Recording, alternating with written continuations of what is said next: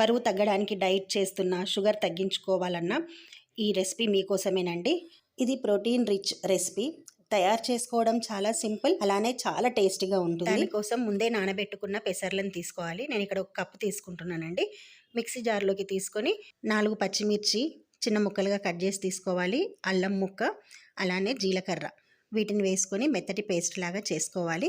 మీరు ఇక్కడ వీడియోలు చూస్తున్నారు కదా, ఇలా మెత్తటి పేస్ట్ లాగా చేసుకోవాలి. 2 కప్పుల గోధుమ పిండి, రుచికి సరిపడినంత సాల్ట్, వామ, క్యూబ్స్ గా కట్ చేసుకున్న ఒక పెద్ద సైజు ఆనియన్, కొత్తిమీర ఇవన్నీ వేసుకొని బాగా పట్టించాలి.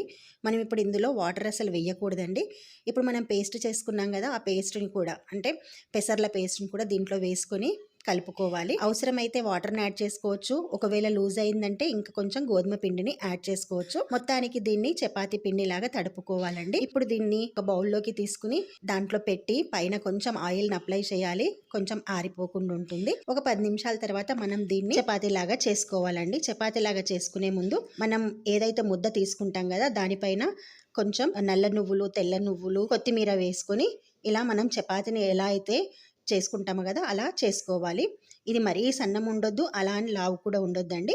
ఇప్పుడు పెనం వేడయ్యాక పెనం పైకి దీన్ని మార్చుకొని ఆయిల్ కానీ నెయ్యిని కానీ అప్లై చేసుకోవాలి. నెయ్యి వేసుకుంటే టేస్ట్ చాలా బాగుంటుంది. అలా అని మరీ ఎక్కువేం వేసుకోవాల్సిన పని లేదు. ఇప్పుడు మీరు ఇక్కడ చూస్తున్నారు కదా వీడియోలో, అలా అప్లై చేసుకుంటే సరిపోతుంది. మళ్ళీ ఇంకోవైపు తిప్పి అటు కూడా నెయ్యిని అప్లై చేసుకోవాలి. దీనికి బటర్ అప్లై చేసుకున్నా చాలా చాలా బాగుంటుందండి. ఇది మన ప్రోటీన్ రిచ్ పరాటా అండి.